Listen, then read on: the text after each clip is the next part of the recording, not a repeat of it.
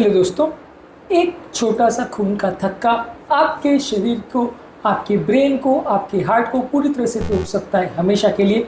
ये अटैक या brain stroke, ये होने के पीछे सिर्फ एक किलर होता है और वो है ब्लड क्लॉट। ये क्या है, क्यों है, कैसे बनता है और इसकी क्या इंपॉर्टेंस है, इसको आज एक ओवरव्यू करेंगे।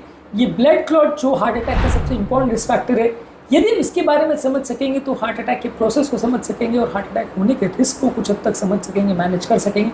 बेसिकली ब्लड क्लॉट एक जेल होता है, एक क्लम्प होता है जहाँ खून के सेल्स चिपक जाते हैं और लिक्विड स्टेट से ब्लड एक सॉलिड स्टेट में चला जाता है, यानी जो तरल बहने वाला पदार्थ होता है ब्लड, वो बहने के बदले एक खून का थक्का बना लेता है, जिसकी वजह से आपका जो ब्लीडिंग होता है या कहीं से अगर चोट लग जाए तो खून का रिसाव होता है वो रोका जा सकता है। एक्चुअली में तो ये प्रोटेक्टिव मैकेनिज्म है, लेकिन जब ये ब्लड का क्लॉट गलत जगह अगर बन जाता है, यानी कि किसी नली के बीच में बन जाता है, तो ये ब्लड के बहाव को रोक सकता है और यही ब्लड क्लॉट हार्ट अटैक और लकवे का सबसे इंपॉर्टेंट कारण होता है। आज हम बात करेंगे ये ब्लड क्लॉट क्या होता है, कितने तरीके का होता है और उसके बारे में कुछ जानकारी पाने का प्रयास करेंगे। टॉपिक पर जाने से पहले जो लोग हमारे चैनल पर नए हैं उन्हें रिक्वेस्ट करूँगा चैनल सब्सक्राइब करें, वीडियोज़ को लाइक करें, शेयर करें, फॉलो करें, कमेंट करें, पूरा देखें। टॉपिक के बीच में उसे इंटरेस्टिंग बनाने के लिए कुछ इंटरेस्टिंग साइंटिफिक और ट्रिविया रिलेटेड फैक्ट्स आपको बताऊंगा जो आपको हैरान भी करेंगे और ज्ञान भी देंगे। और टॉपिक के एंड तक यदि आप बने रहते हैं तो इस टॉपिक को अपनी लाइफ के लिए कैसे यूज़फुल बना सकते हैं और अपनी लाइफ को बदलने वाले क्या इंपॉर्टेंट फैक्ट्स, इससे आप जानकारी ले सकते हैं, ये सारी चीज़ों के बारे में भी आपको बताऊँगा। तो चलिए शुरू करते हैं सफ़र।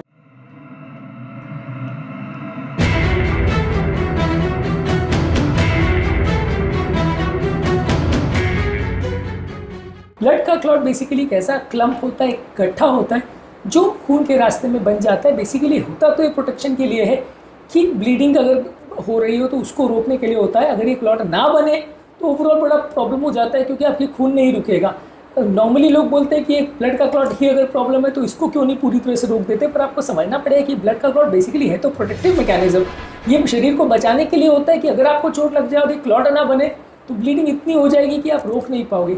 लेकिन प्रॉब्लम यहाँ पे ये होती है कि ब्लड का क्लॉट अगर गलत जगह पे बन जाए तो फिर ये प्रॉब्लम क्रिएट करता है और तो फिर ये मुश्किलें बनाता है और फिर ये ब्लड के बहाव को रोक देता है।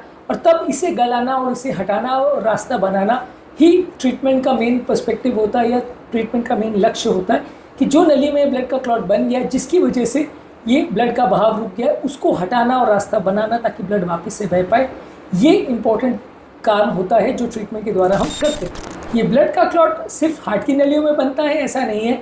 जब हार्ट की नली में क्लॉट बनता है तो उसे हार्ट अटैक बोलते हैं। ब्रेन की नली में क्लॉट बनता है तो उसे स्ट्रोक बोलते हैं। पल्मोनरी एम्बोलिज्म तब बोलते हैं जब लंग्स की नलियों में क्लॉट बनता है, और पाँव की नली में जब क्लॉट बनता है तो उसे डीप वीनस थ्रोम्बोसिस बोलते हैं। अलग अलग नलियों में ये क्लॉट बनता है, अलग अलग काम करता है। जिस भी नली में क्लॉट बनता है उसे ये चोक कर सकता है और वहाँ के रक्त के बहाव को रोक सकता है। तो ये क्लॉट की बहुत इंपॉर्टेंस है।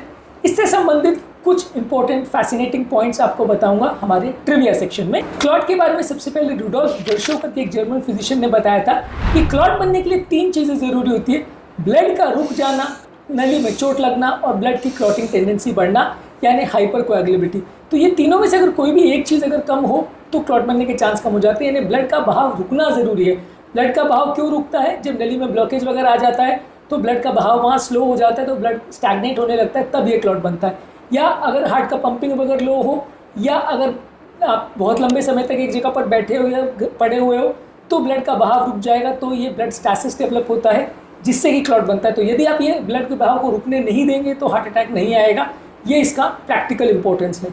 इसके अलावा नली में जब चोट लगती है किसी भी कारण की वजह से, इंडोथेलियम या इनर लेयर में इंजुरी होती है, तब ये क्लॉट बनता है। तो अगर नली में कोलेस्ट्रॉल का ब्लॉकेज होता है तो फ्रिक्शन प्रोड्यूस करता है जिससे ये नलियाँ डैमेज होती है, जिससे कि हार्ट अटैक आता है। बीपी, शुगर, कोलेस्ट्रॉल, ये सारी चीज़ें आपकी इनर लेयर को डैमेज करती है। यही वो इंजुरी होती है जो क्लॉट ट्रिगर करती है।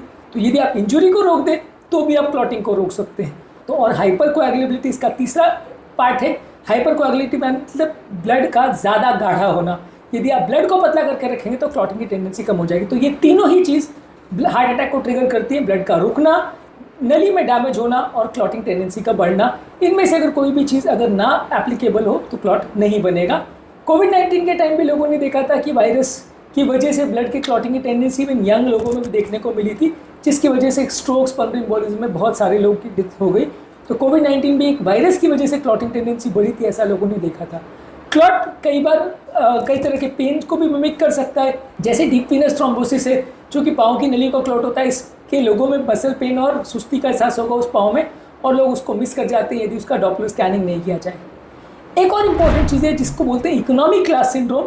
लंबे समय तक जो लोग फ्लाइट में बैठे रहते हैं, लॉन्ग डिस्टेंस ट्रैवल करते हैं, मान लीजिए आप इंडिया से यूएस जा रहे हैं, 15-17 घंटे की फ्लाइट है, तो वहाँ पे पाँव की नलियों में जब लटका के पाँव को रखते हैं तो क्लॉट बन जाता है। इसलिए हमेशा बोला जाता है कि 1-1 घंटे में वहाँ चलते फिरते रहिए, नहीं तो पाँव की नली में क्लॉट बन जाएगा। और इसको इकोनॉमी क्लास सिंड्रोम क्यों बोला जाता है? इकोनॉमी का इसलिए क्योंकि वहाँ पे एक बैठने की जगह नहीं होती, तो आदमी पाँव को नीचे लटका के बैठता है। बिजनेस क्लास वगैरह में पाँव फैलाने को ज़्यादा जगह होती है और चलने फिरने को भी ज़्यादा जगह होती है, तो लोग चलते फिरते रहते हैं, तो मोस्टली क्लॉट नहीं बनता। इसलिए इसको स्पेसिफिकली इकोनॉमी क्लास सिंड्रोम बोलते हैं, जो एक इंटरेस्टिंग चीज़ है। इसके अलावा होने वाली दुनिया भर में डेथ्स में 1 में से 4 डेथ, यानी दुनिया भर में होने वाली 25% डेथ का कारण ये ब्लड क्लॉट होता है। तो एक छोटी सी बात नहीं, दुनिया भर में होने वाली 25% मृत्यु का कारण ये ब्लड क्लॉट होता है।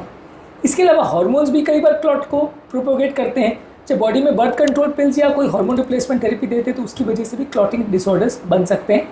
कई बार कुछ जेनेटिक कंडीशंस है जो क्लॉट को इन्फ्लुएंस करती है, जैसे कि फैक्टर 5 लीडेन म्यूटेशन, जो कि बहुत सारे लोगों में होता है। इसकी वजह से ब्लड की क्लॉटिंग टेंडेंसी बढ़ जाती है।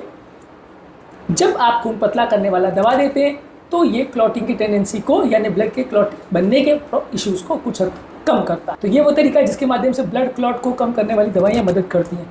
और अब टॉपिक के एंड में आ गए तो कुछ लाइफस्टाइल के लिए यूटिलिटी के पॉइंट्स बताऊंगा जो प्रैक्टिकल इंपॉर्टेंस आपके लिए रखेंगे।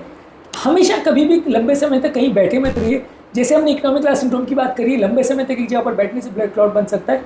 वहीं अगर आप बैठे बैठे का जीवन व्यतीत करते हैं तो क्लॉटिंग की टेंडेंसी ज़्यादा हुई, क्योंकि ब्लड में स्टैसिस होगा।